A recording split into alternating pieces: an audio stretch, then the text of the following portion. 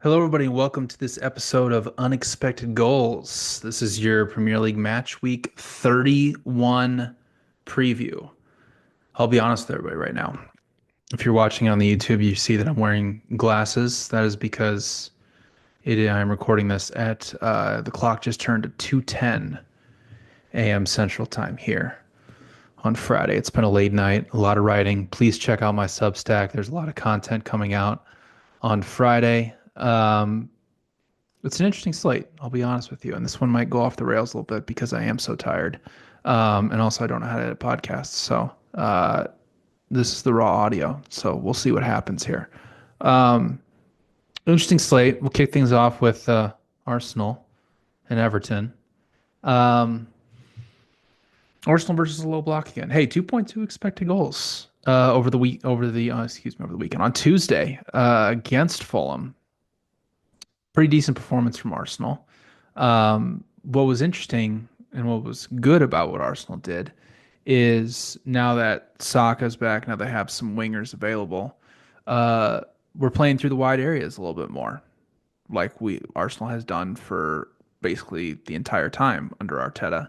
And they were able to isolate them, especially Martinelli against Castagna. It was a great matchup. He got to the byline a couple times, set up Saka for the second goal.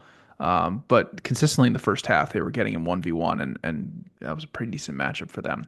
Um, so for Arsenal in this match, breaking down Everton's low block, that's essentially what they're going to have to do. I don't know if Saka is going to, or how much he's going to play. I don't know if they're going to do the same situation that they did on Tuesday, where they bring him off the bench. Obviously, I would say that the match against Real Madrid is way more important than this match here against Everton because the title race is, eh, it's not quite over, but it's pretty much over. Um, but for Arsenal, especially against Fulham, while it was good that Martinelli was, winning a lot of those 1v1s, Arsenal outside of the Saka goal really didn't create much of value throughout the entire match. So I kind of worry here against Everton's low block, which is very, very compact. And they will go five at the back, so Arsenal can't overload them. So it's going to be tough here for Arsenal to create chances against Everton. In the previous meeting, one thing to look out for. They in the previous meeting, Everton, for whatever reason, even though they have Branthwaite and uh, Tarkowski, they struggled defending crosses, and Arsenal was actually able to complete four crosses into the box, which is a very high amount. Most Premier League teams average around two completed crosses in the box per 90. So, really good job by Arsenal in the previous meeting with that aspect. Um, so look for them to get a lot of cutbacks, maybe not win a lot of aerial duels, but a lot of cutbacks into the box. For Everton offensively, I don't really see how they're doing much here. Now, Arsenal did lose Gabriel for the season, but this year, a lot of Arsenal's defenders, like Saliba and Calafiori and others, have been really, really good at winning aerial duels. It's not just Gabriel. That was the problem last season, is he was the only one that was winning like a very high number of aerial duels. But now everybody in Arsenal's defense is winning them. So not as huge of a loss comparatively because you have Kiwar, because you have Calafiori, you have Timber, there's a lot of options that Arsenal can play at left center back. So it's not a big loss. I think Saliba would be a bigger loss comparatively between the two. And Everton is really not that great at winning second balls because they're going to have to play very direct in this match. I highly doubt that David Moyes is going to try to build out against Arsenal's pressure because that's kind of a death sentence for them. Everton's one of the four worst teams in terms of winning second balls, which is obviously not a good thing if you're not able, if you're going up and trying to play direct and win a lot of those aerial duels, it's just not going to work against Arsenal. So they're going to have to hope for counterattacking situations. But Arsenal, they like to prioritize rest defense, maintaining a good structure to not allow teams to get out of those defensive blocks. And if you're playing so low and so compact, it can be very difficult to get out of there, especially against a team like Arsenal that has great rest defense and good counter pressing. So a very low event type match on 7:30 a.m. Eastern time on Saturday. If you're stateside, and you're not a fan of one of these two teams, it wouldn't hurt to get a couple of extra hours of sleep on Saturday morning. All right, let's move on to Crystal Palace versus Brighton, the M23 Derby, if I'm not mistaken.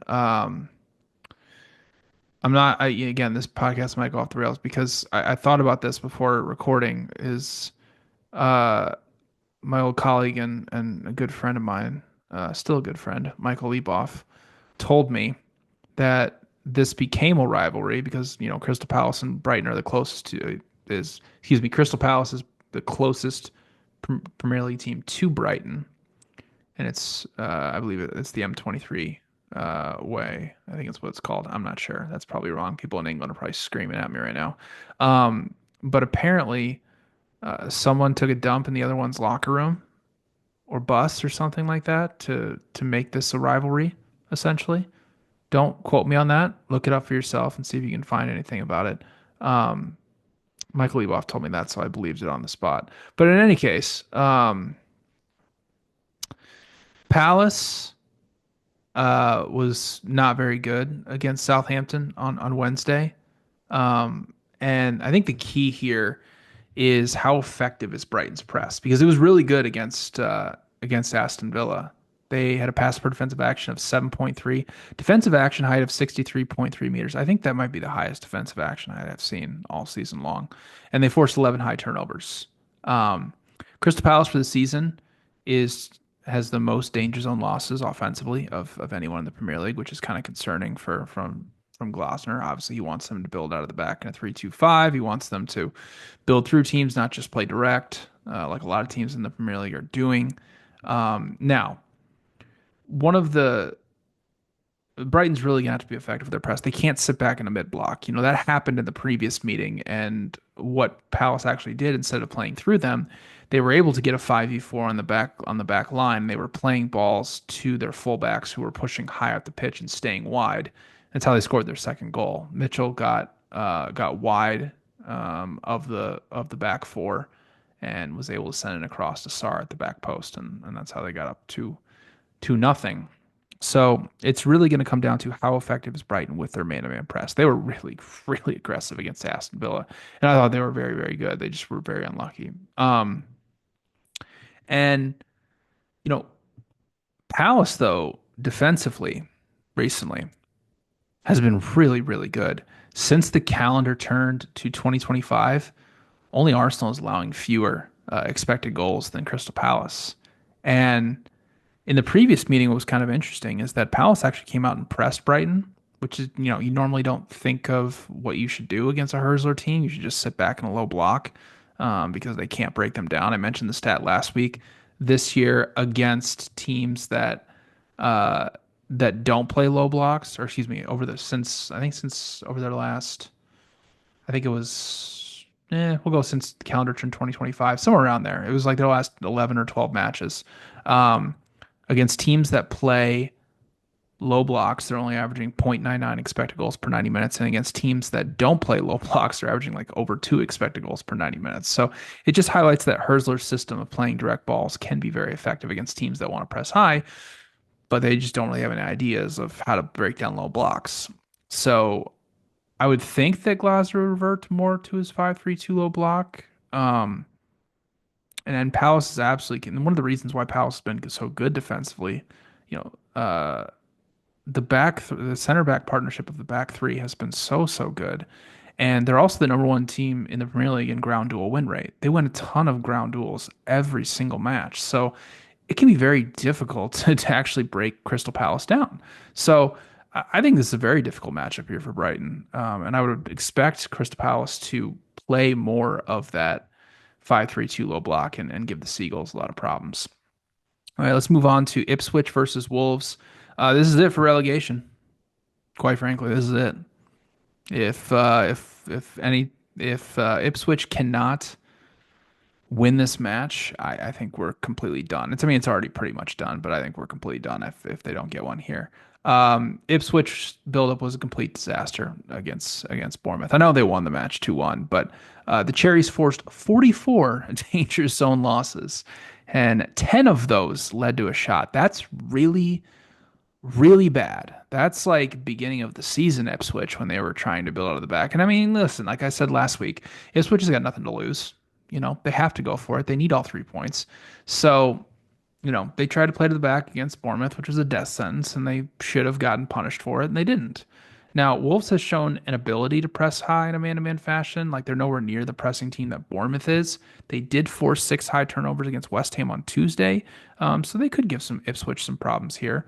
And Wolves, I mean, I know they won back-to-back matches, but they've been pretty poor offensively in both against both West Ham and against Southampton. Only created a total of two. Excuse me.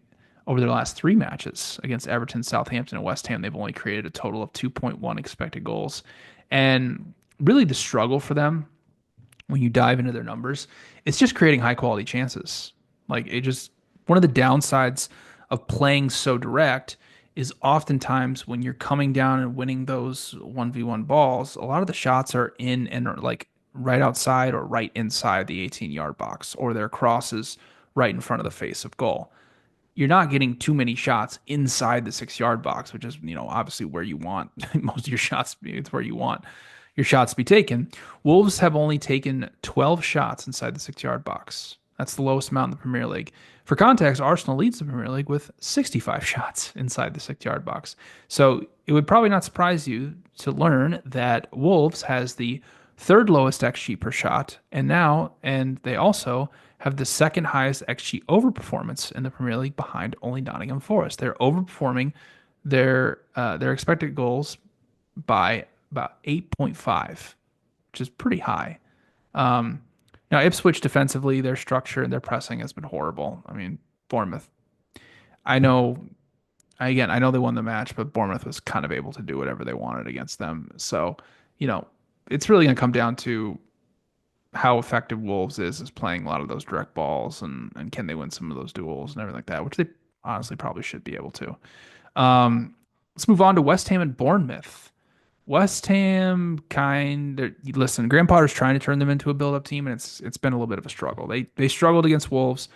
Really, only good chance came in transition. Put an example in my Substack Premier League Notes article, which you can check out with the link in the description below if you're watching this on the YouTube channel or in the description of this podcast. I mean, they were trying to play a ball back centrally, and Wolves just jumped them late. Not like, Bournemouth will jump them even harder than Wolves did, and they just easily gave the ball away. Like, just led to an easy chance for Wolves. This is the stuff that can continually happen if you try to build out of the back against Bournemouth. Ipswich should have gotten punished. There have been a lot of teams that have tried to build out against Bournemouth, Tottenham, for example, and all of them just get 30 to 40 danger zone losses, and it just becomes a huge, huge problem. So for West Ham, you have two options. You can either try to play through it and, hopefully you get through that pressure a couple times and you're able to open Bournemouth up, which certainly can happen against Bournemouth, or you play it long. Now, they do have Evan Ferguson and Fulkrug available, so if they want to play a more low risk approach, they do have a target. They have target men to play to, but it has been a struggle for Graham Potter offensively. In the 10 Premier League matches that he's been in charge, West Ham is only averaging 0.95 expected goals per 90 minutes. Not good. Now, the previous meeting was interesting. Lopetegui was, I believe, still in charge, but Bournemouth ended up taking 29 shots for the match, but a lot of them were of very low quality. In the end, I mean, Bournemouth only ended up creating 1.9 expected goals, and most of their chances, honestly, were because of the high press, which is a staple of Iraola and what Bournemouth likes to do. But the crucial part of this match is going to be how effective Bournemouth is at sending in crosses. In the previous meeting, they attempted 30 crosses, but were only able to complete one of them into the penalty area. I think that's a bit of an outlier when you look at the overall data for both of these teams. I mean, Bournemouth is third in the Premier League in crosses completed in the penalty area. West Ham is 19th defensively. So, you know, Graham Potter's 5-3-2 has been better in terms of limiting teams. They're only in his 10 matches in charge, they're only allowing 1.33 expected goals per 90 minutes. They're top 5 in blocked shots, so it's been a better low block defending team. But Bournemouth is due for some positive regression here. They've only picked up 4 points over their last 7 Premier League matches. Expected points tells that they should have 9.3 points. So there's some positive regression coming here for Bournemouth, and I don't think they'll be sitting around 10th place for much longer. And this in this race for the top, even between top four to 10 is just crazy right now. But let's move on to the last match of Saturday: Aston Villa against Nottingham Forest. Aston Villa they're on a bit of a roll right now. I mean, they've won six, or excuse me, seven straight matches, but four of those wins, excuse me, they won six straight matches. Sorry. But four of those wins came against Club Brugge twice, Cardiff, and Preston. The real question I have is how are they going to break down Nottingham Forest low block? Because they weren't able to do that in the previous meeting. They may have scored, but in the end, they only ended up creating zero point 0.4 expected goals and took eight shots. And the problem for Aston Villa is they are a team that's built on baiting teams into pressing them. So when an opponent just sits back, they have a lot of problems because they're one of the worst crossing teams in the Premier League. And really, you can't get many crosses into the box against Nottingham Forest because they have those two behemoths and Mario and Milinkovic just waiting to win a bunch of aerial duels. So, and if you look at the pass map from what Aston Villa was trying to do as well, in the previous match, they really could only play through the wide areas, and their highest, expected threat values were coming in those wide areas. They found nowhere through the middle. So, if you can't play through the middle and you're not a good crossing team, I mean, how are you going to break down a low block? And, they also lost a majority of the duels. So, those are three big whammies right there. You can't do those three things effectively. You cannot break down one of the best low blocks in Europe, quite frankly. Now, for Nottingham Forest perspective, I mean, they're just a team built on counterattacks and set pieces. And this can happen. Like, there are seasons where teams that play this style can get hot and just keep it rolling for an entire season. I think what will be interesting is next season, because Nottingham Forest looks like they're going to be playing in the Champions League, what's the progression that Nuno has them do? Do they continue to play this style, or do they try to be a team that can control matches a little bit more, a team that can press teams higher, and teams that can build out of the back? I would say no, don't even try that because this style of play is perfect for the Champions League. For all these teams around Europe who are all obsessed with building out of the back and control, oh my gosh, playing a solid low block and just counterattacking teams to death, that's gonna be fun. But the opening goal against United was like a perfect example of what Nottingham Forest is, right? They spring a counterattack off of a corner, get a 2v2, and Alonga puts it in the back of the net. They sit back in low block, and United's not able to break them down. Previous meeting with Aston Villa, though, 1.2 of their 1.78 expected goals came off of set pieces. They really didn't do much from open play. They did get a couple crosses in late and ended up winning the match 2-1. But I think the biggest thing for this match is this piece for Nottingham Forest, offensively at least, is what's the status of Chris Wood right now? He's day to day as the time I'm recording this. Who knows? By the time I wake up tomorrow morning in 3 hours, like he may be ready to go. I don't know, but it's very important for Nottingham Forest to have him available because they need a target man in the middle. And now he's fine, but I mean, Chris Wood has been so good at being that target man to get a lot of those crosses, helping out with the set pieces. Um, and also is very, very good with his attacking positioning when they're in those transition and counter-attacking breaks and finding space and playing off the last line. And he's obviously a good finisher as well. So very important that he's actually able to play in this match. All right, let's move on to Sunday. Little London derby, West London derby, Brentford and Chelsea at the G-Tech.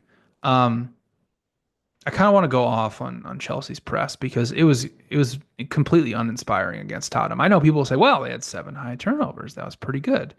Um, no, the front of their press is lazy. Like I don't know how else to describe it. Like they're so terrible at closing teams down that even Tottenham was able to play through them. Like mind you, Tottenham is coming off a couple matches ago facing Bournemouth, who's the best pressing team in the league.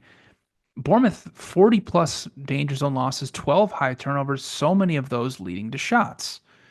I mean, Chelsea was barely able to get 20 danger zone losses against Tottenham. And on my Substack, I have a couple good examples. If you look about the ninth minute of the match, Tottenham just swung the ball around in build up, got the ball to Bergvall. He's able to just turn and just run for 40 yards right into Chelsea's final third.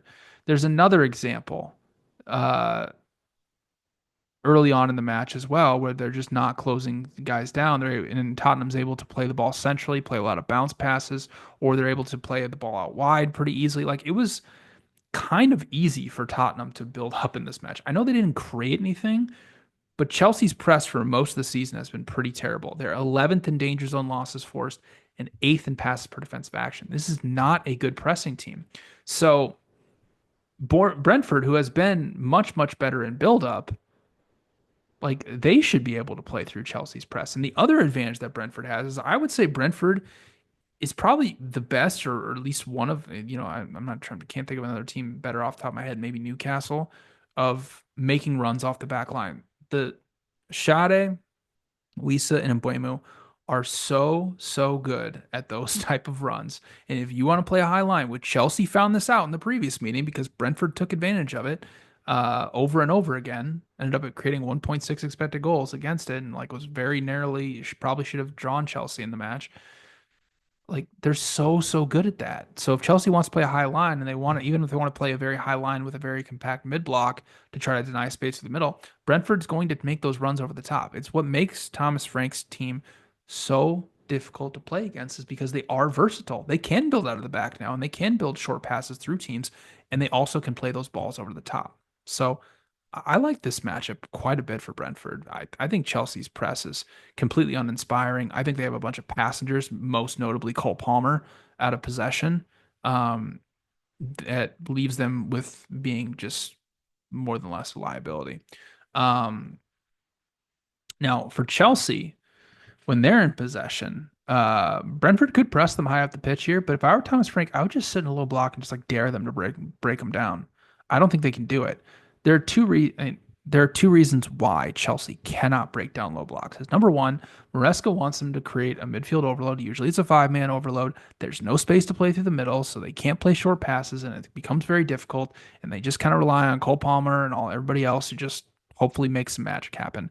The other aspect of it is they can't win aerial duels. At least their forwards can't because, Nico Jackson being back in the lineup helps, but I included this image in my Substack article. I apologize for those of you watching on YouTube. I didn't have time to edit this YouTube video because it's now 2:32 a.m. on Friday morning. Um, Nkuku, Sancho, Jackson, Enzo Fernandez, Pedro Neto, and Cole Palmer all have less than a 40% aerial duel win rate. They have no aerial threats in the box when they need to cross the ball in there. So they essentially are relying on cutbacks and hopefully hoping they can get those shots off the ground. But what happens if teams like really good teams like Brentford, who are number one team in the Premier League at blocking shots and one of the best teams also at blocking passes? What if those passes on the ground aren't there? What if you have to put the ball in the air? They have no aerial threats. So if you can't play through the middle and you have all these guys who can't win headers, how are you breaking down a low block? How are you creating high quality chances? I mean, even against Tottenham today, 1.08 expected goals. Come on, Tottenham's one of the worst defensive teams we've seen all season long. So, most of Brentford's defensive issues have really just come in transition when they try to press opponents high. They're just kind of getting exposed. But when they can sit deep, like we've seen them and like they're accustomed to over the past few years, they can be really effective. So I like this matchup quite a bit for Brentford. All right, let's move on. Fulham and Liverpool. I guess the question for Fulham in possession here is, how effective can they be in the wide areas? Trent Alexander-Arnold and Connor Bradley are both doubtful to play in this match. I think Alexander-Arnold's out. Bradley is a doubt. Slot decided to play Curtis Jones at right back against Everton, which wasn't that bad. He did a good job, but Everton also wasn't really effective at attacking the flanks or really attacking anywhere other than a couple counterattacks through the middle. Um, Fulham loves to attack though, especially that left side. 40% of their 40, excuse me, 41% of their attacks are coming down the left side. We know how Anthony Robinson loves to bomb down that left side and get in there and make those overlapping runs and sending crosses in the box. He leads the Premier League with 26 completed crosses in the box and also has 50 completed passes into the penalty area, which is second most for Fulham. Um, and you know, you can look at the pass map from the previous match against Liverpool. Obviously, take it with a grain of salt because Liverpool got a red card in the 16th minute, but they're essentially just creating a passing triangle on the left side of the pitch with Lukic and Iwobi. And I wouldn't be surprised to see them do that as well because that's essentially all that they do. Now, Liverpool is not going to be able to play through the middle in this match. Um, Previous meeting they were playing it down a man and did end up creating over two expected goals against Fulham, which is pretty impressive. But Fulham is the number one team in the Premier League in final third to box entry conversion rate allowed at 26%. So what that means is once teams enter the final third, it's okay. The only 26% of the time are they getting into the penalty area, and they're very, very good at defending crosses as well. So for Liverpool, it's going to be difficult if you don't have a target man. Like, well, they have Darwin Nunez, but he rarely plays. So uh, that is the question for Liverpool: is how do they create chances against this slow block? Now, with that being said, I think the answer to that is just wearing Fulham down. They're so good at sustaining pressure and wearing down opponents with a great rest defense, with great transition defense. They've been able to stifle teams and keep the pressure on them. And I looked this up. 60% of Liverpool's expected goals this season have come in the second half. It's that continuous sustaining of pressure against low blocks, usually, that is what allowed them to create all these chances in the second half. So Liverpool fans, don't panic if the first half ends here and it's like, oh, it's 0-0. There's only been 0.43 expected goals total created between the two sides. If you consistently sustain pressure here against Fulham, although they are a very good low block, eventually you could get through. And that's kind of what's been happening for Liverpool for most of the season. Is just eventually they find a way through, whether that's creating a wide overload to Mo Salah's side and letting him get at least in a 1v1 matchup against somebody, or whether that's finding a counterattacking moment, or whether that's playing a direct ball and getting a nice 1v1 matchup for Salah or one of the forwards. Whatever it is, eventually I think Liverpool will wear Fulham down, and I'm already kind of starting to not be able to talk here. It's 237 him now. All right. I mean, the least you guys could do is give me a 5-star rating on Spotify, subscribe to the YouTube, and subscribe to the Substack because I'm about to fall asleep here. So if you could do all of those three things for me, I would be forever grateful. All right, let's move on. Enough advertising. Tottenham and Southampton. Tottenham's buildup is so puzzling. It really is. I was thinking about doing a tactical analysis of Chelsea and Tottenham, but I just didn't have the time to do it. I had a bunch of screenshots that I took, and one of them was around like the 17th minute, where it's just Chelsea has gone man to man. There's just nobody to pass to, so the only route is to just boot it long. And that seems to happen a lot for Tottenham, is they get the ball to a wide area, teams suffocate them, and they try to play through it, right? Like or they play the ball back to the goalkeeper, and then they try to swing the ball to the other side and try to build out through the other side, and try to continue to hold possession and build out of the back. They were using Solanke a little bit as a target man to play too. He would drop deep oftentimes against Chelsea, which helped. But again, Chelsea forced 7 high turnovers, so which take with a grain of salt, but also embarrassing for Tottenham because of how bad Chelsea's press has been this season. I'm not sure Southampton's really the team to to cause these types of problems. They've played a little bit more of a mid block under Juric. They've been better defensively the last couple matches against Wolves and against Crystal Palace. But I mean, they're staring relegation in the face, right? I think if they get one, if they lose this match, I believe they're relegated, if I'm not mistaken. So, I mean, what do you have to lose? Let's go for it. Come on. Um, Tottenham scored five in the previous meeting off about what was it, 2.6 expected goals, somewhere around there. Um, I mean, what do you say about Southampton at this point? Like, yeah, if they want to defend in a mid block, they can be pretty decent, but like, will they do that? I don't know. I think they'll probably go man to man, would be my guess, and try to disrupt Tottenham's build up because it sucks. It's just the decision making. It's just like some of the passing. It's like there's no other way to describe it. There's not like a pattern of mistakes. It's just like a lot of mistakes are just really dumb passes that they just lead to very easy shots for opponents. And that comes down to Ange and his system. He needs to be more versatile, and he won't do it. So maybe he'll be out at the end of the season. I don't know. Southampton, I will say this: they have two routes to scoring in this match. Certainly, the offensively they've been terrible all season long. That's not a newsflash, but they are seventh in XG per set piece. We know how much Tottenham has struggled defending set pieces, and with Onachu up top, I mispronounced that. I'm sorry. Again, it's 2:40 a.m. now. Um, they have a huge target man in the box. He's 6'7". He's a great striker. I'm just gonna call him Paul because that's his first name. Um, he's a really good aerial threat in the box, and Tottenham is bottom six in defending crosses this season. So, two routes there for Southampton, I think, to have some success in this match. They will try and build head of the back. I think they will try and play through the middle, which I think is a mistake against Tottenham's press that's going to come at them very aggressively man to man. So we'll see, but should be a fun match. Should be a lot of goals. I think it should be a lot more chances than we've seen in these two played kind of lower event type matches in the midweek. I think we'll see a lot more chances on Sunday. Manchester Derby. Let's move on to that. Um, Holland's out.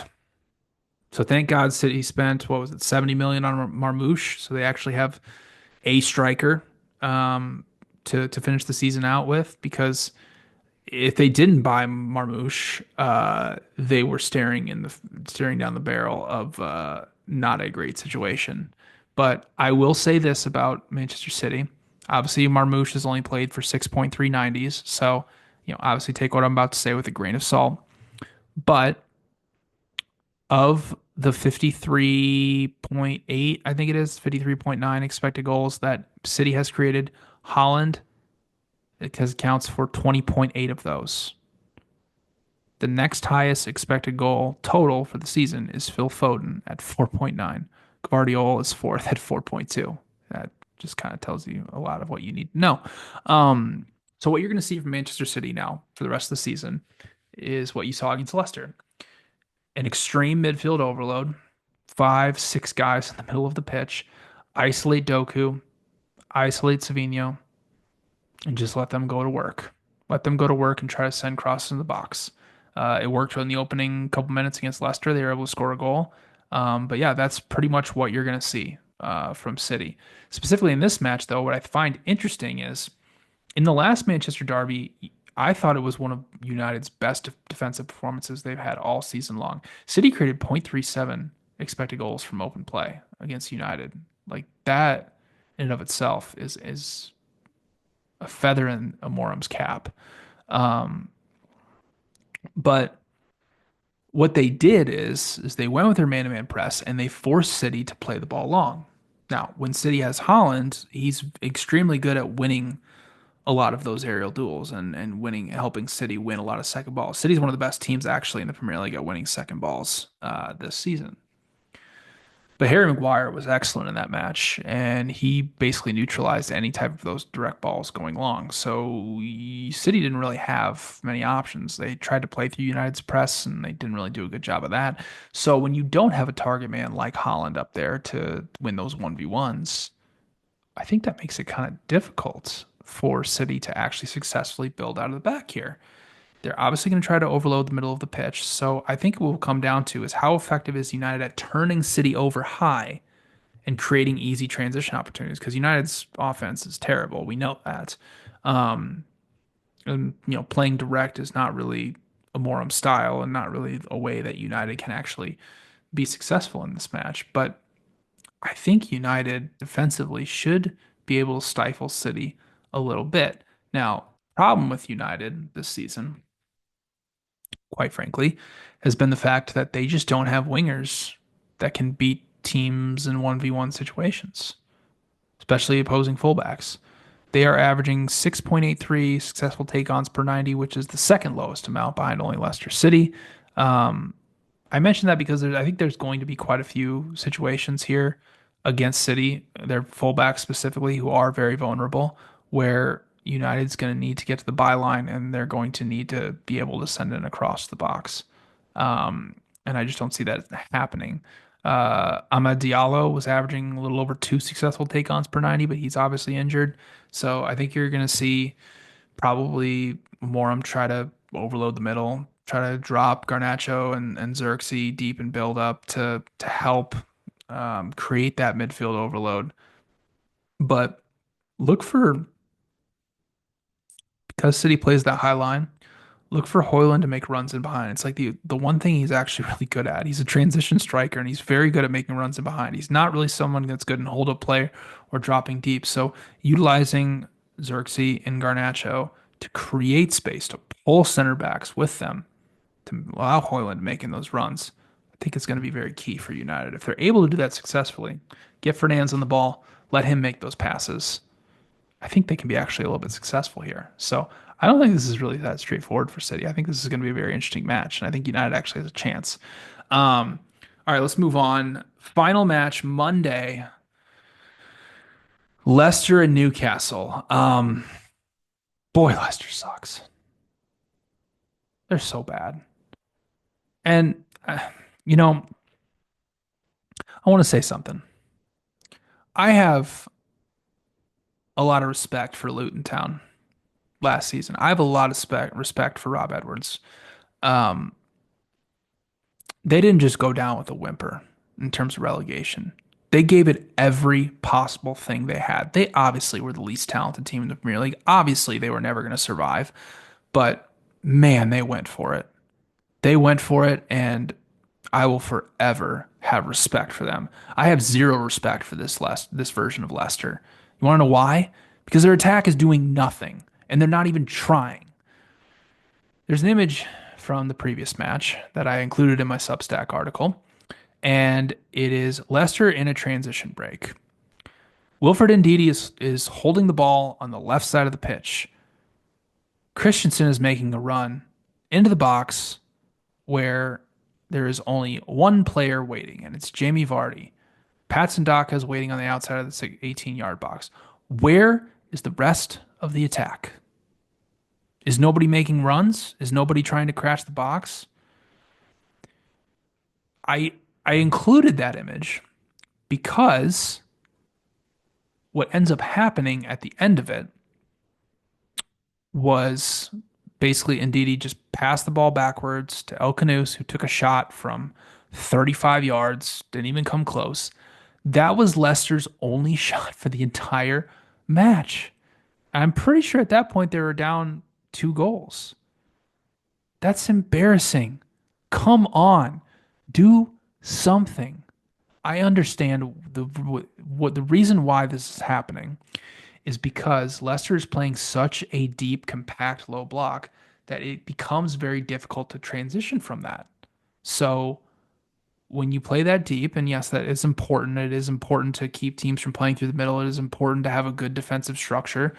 But I'm sorry, but when you're playing from behind and you're staring relegation in the face, that's going to happen in a couple weeks if, this continues.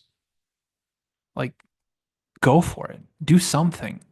It's like the meme with the guy with the stick. It just says do something. Put, I can't make memes because I'm not good at the internet, but somebody just do put a Leicester image with that guy with that guy with the stick and just tell Leicester to do something. I mean, it's embarrassing. Over the course of their last 15 Premier League matches, Leicester has scored 4 goals. They've been shut out in 12 of 15 matches, but they have created 11.6 expected goals. So I guess you could say, hey, positive regression, but there is nothing to get excited about for this attack. Nothing. How are they going to create anything against Newcastle? I don't see it. Now, for defensively, they conceded 2.5 expected goals against Manchester City. Overall, their low block hasn't been that bad. They're very well drilled. They're very compact, and they can make it very difficult for teams to create a midfield overload. But the problem is like I was mentioning, when the match goes wayward and they start playing from behind, it gets worse. When playing from behind this season, Leicester is conceding 2.13 expected goals per 90 minutes. And they've also allowed 56% of their expected goals in the second half. That is the problem with playing a low block for the entire match. It wears you down. It is mentally and physically exhausting to sit in a low block and let your opponent control 70% of the ball, flat out. So, and if you do that match after match after match, that becomes incredibly mentally exhausting, especially when you can't score or create any high quality chances. Now, Newcastle has had some difficulties breaking down low blocks. Um, you know, they'd rather obviously play in transition. Brentford sat deep for a long time against Newcastle on Wednesday. Newcastle only ended up creating 1.29 expected goals off of 23 shots, which is pretty bad. But in the previous meeting, Newcastle did destroy Leicester 4-0, created 3.8 expected goals, and I would expect honestly just something similar here. I would really not expect Leicester to score unless it's on off of some fluke. All right, that'll do it for this episode of Unexpected Goals, 2:51 a.m. I hope you enjoyed this episode. If you didn't, can you at least leave me a 5-star review and tell me how horrible it was? Um, I'll be back on Monday morning, Champions League quarterfinals preview, and then the next episode will be on Thursday, breaking down again match week 32 of the Premier League. Please help me out. Subscribe to the Substack, unexpectedgoals.substack.com. I've included the link in the description below. Subscribe to the YouTube, please, and please give me a 5-star review so I can keep doing this, hopefully. But thank you all for tuning in, and I hope you all enjoy this weekend of Premier League action.